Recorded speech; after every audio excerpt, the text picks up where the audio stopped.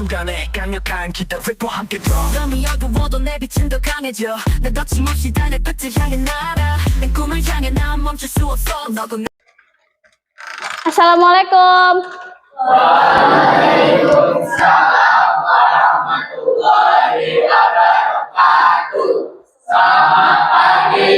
Pagi, silahkan duduk. Apa kabar kalian hari ini? Baik. Hari ini ada yang tidak hadir? Tidak ada, semuanya hadir. Oke, Ibu absen dulu. Ajila, Arfan, Ayas, Najib. Malam tadi ada yang sudah belajar? Sudah, Bu. Ya, belajar apa, Arfan? Belajar tentang teknologi membuat poster di aplikasi Canva, Bu. Oke, bagus sekali. Nah, hari ini kita akan membahas apa itu tentang Canva dan yang lainnya. Tapi sebelum itu, Ibu mintakan untuk seksi keagamaan membacakan doa terlebih dulu sebelum pelajaran dimulai. Silahkan.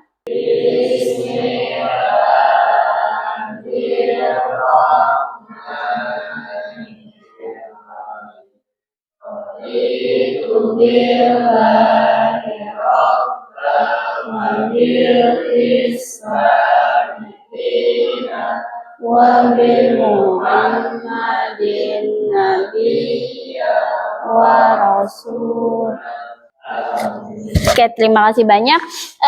Sebelum kita memasuki materi, ada yang ingat masih pelajaran minggu lalu? Saya, Bu. Ya, silakan Zara.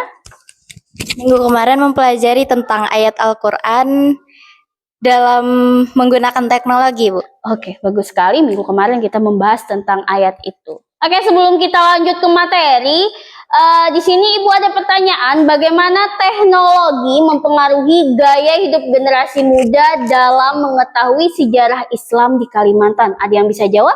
Saya, Bu. Silahkan. Yaitu dengan adanya akses informasi yang lebih mudah, memudahkan generasi muda dalam mengakses informasi sejarah Islam dengan cepat seperti melalui media sosial, platform video seperti video, TikTok, Instagram, dan lain-lain. Oke, bagus sekali. Kita berikan tepuk tangan.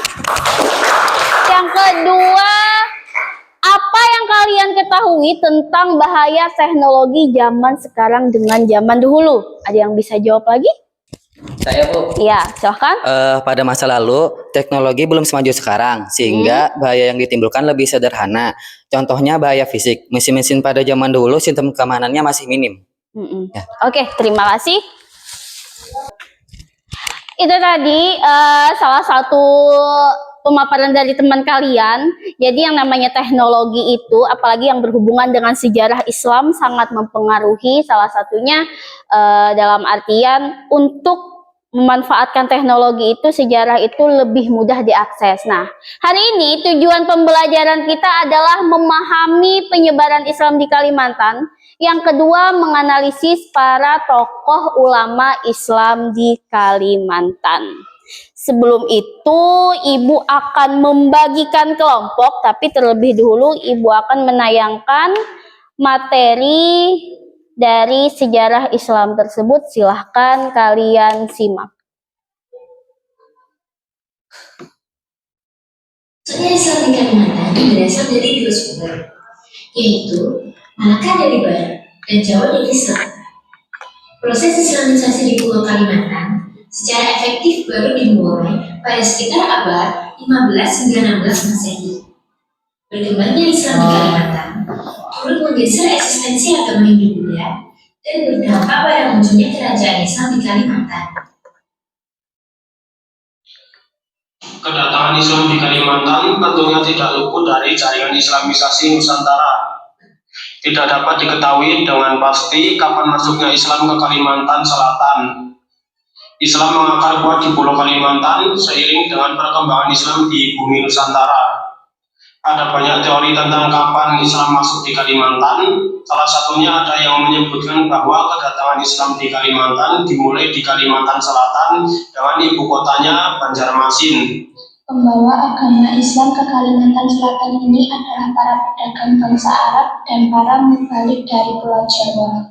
Perkembangan agama Islam di Kalimantan Selatan itu sangat pesat dan mencapai puncaknya setelah Majapahit runtuh tahun 1478. Daerah lainnya di Kalimantan yang dimasuki agama Islam adalah Kalimantan Barat.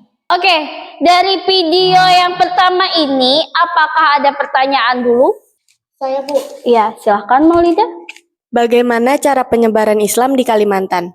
Bagaimana cara penyebaran Islam di Kalimantan? Bagus sekali, kita berikan tepuk tangan untuk pertanyaannya. Ada yang bisa jawab? Saya, Bu. Silahkan, Jaro. Jadi, Islam masuk ke Kalimantan melalui berbagai jalur seperti perdagangan, dakwah para ulama, dan pengaruh kerajaan-kerajaan lokal yang menerima Islam. Oke, terima kasih. Kita berikan tepuk tangan. Ibu akan bagi kelompok. Satu kelompok itu 3 orang. Silahkan kalian berkelompok. Kelompok pertama itu ada Azila, Nisa, sama Jaini. Kelompok kedua itu ada Imai, Mutiara, sama Ilyas. Kelompok ketiga ada Zahro, Maulida, sama Ayas. Kelompok terakhir ada Ipet dan sisanya. Oke, kelompok sudah Ibu bagikan. Silahkan duduk sesuai kelompok yang Ibu bagikan tadi. Ya.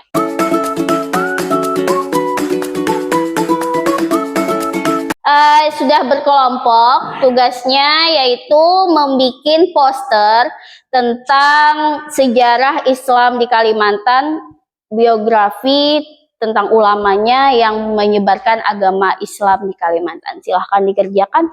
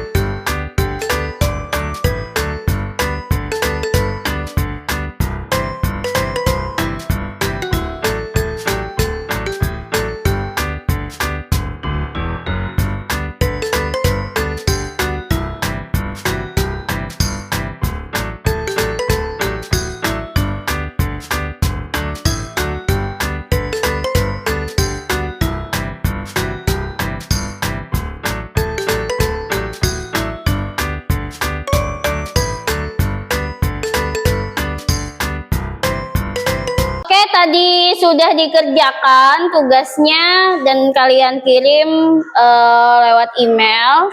Silahkan maju kelompok yang mempresentasikan adalah kelompok pertama duluan. Silahkan maju ke depan. Assalamualaikum warahmatullahi wabarakatuh. Waalaikumsalam warahmatullahi wabarakatuh. Perkenalkan, kami dari kelompok 1. Saya atas nama Mutiara. Saya Zahra. Saya Tengku Petresa Zakaria. Jadi kali ini kami akan mempresentasikan hasil dari kerja poster kami. Judulnya Masuknya Islam di Kalimantan Selatan. Poin pertama akan dibacakan oleh teman saya, Ayas. Silakan. Yang pertama, peran pedagang dan jalur maritim.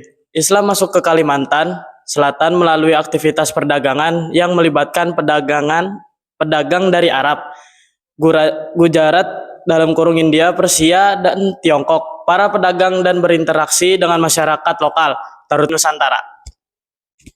Poin nomor 4 adalah strategi Islamisasi. Islamisasi di Kalimantan Selatan terjadi melalui berbagai cara. Cara pertama yaitu adalah perkawinan. Yang kedua, kebudayaan lokal. Poin kelima adalah jejak peninggalan Islam. Sekian presentasi dari kelompok kami. Apa ada yang bertanya? Saya. Siapa raja pertama yang memeluk agama Islam di Kalimantan Selatan? Terima kasih. Terima kasih atas pertanyaannya, izin menjawab. Jadi jawabannya, raja pertama yang memeluk agama Islam di Kalimantan Selatan adalah Sultan Suryansyah. Oke, itu jawabannya yaitu Sultan Suryansyah. Terima kasih, kita berikan tepuk tangan untuk kelompok 1. Terima kasih atas presentasinya, silahkan duduk kembali ke tempat. Oh ya, tadi sudah presentasi semua kelompok. Apa yang kalian dapat dari materi hari ini? Saya, Bu. Ya, silakan Azila. Peran kerajaan dalam penyebaran Islam.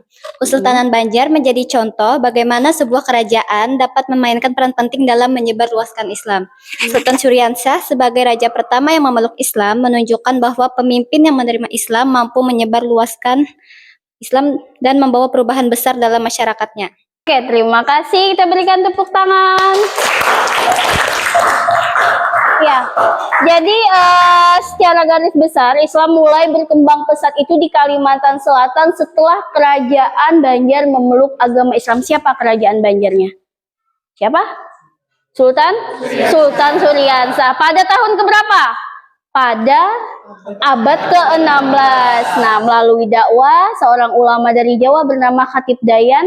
Khatib Dayan ini yang mengislamkan yang namanya Pangeran Sultan Syuriansah. Jadi sebelum masuk Islam itu Pangeran Sultan Syuriansah itu dikenal sebagai Pangeran Samudra. Nah, jadi pas masuk Islam baru dinamakan Pangeran Syuriansah. Dan setelah itu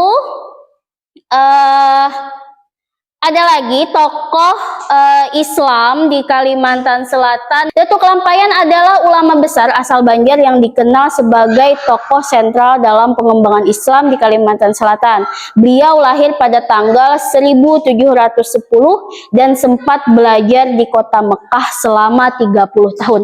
Pelajarannya sudah habis. Sebelum kita tutup nanti ada yang namanya pengerjaan tugas melalui aplikasi Wordwall. Buka dulu kalian di aplikasinya yang sudah Ibu bagikan di WA ataupun di link tadi. Silahkan klik linknya.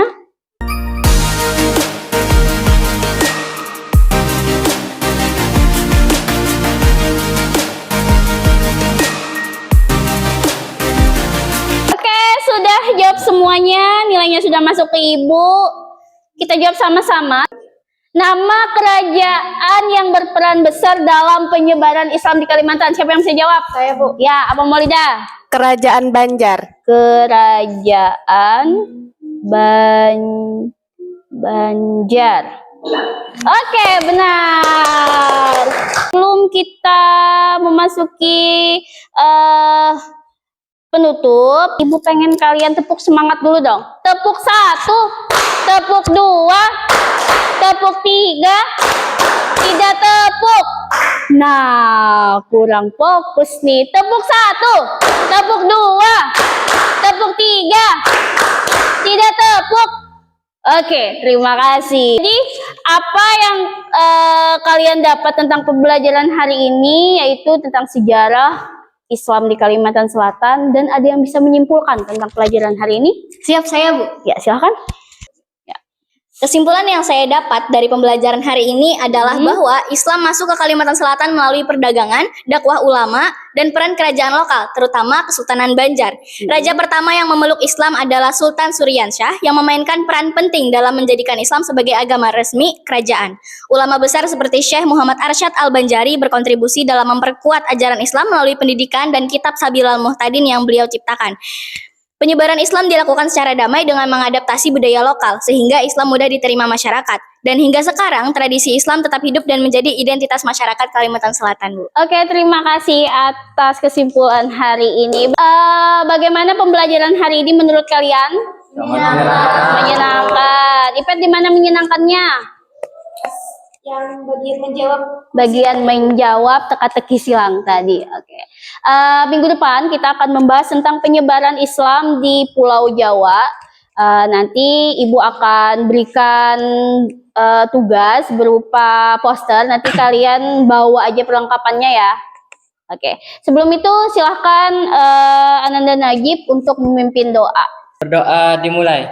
Bismillahirrahmanirrahim. Amin. Oke, terima kasih. Cukup sekian sampai di sini pembelajarannya. Wassalamualaikum warahmatullahi wabarakatuh. Waalaikumsalam warahmatullahi wabarakatuh. wabarakatuh. Terima kasih, Bu.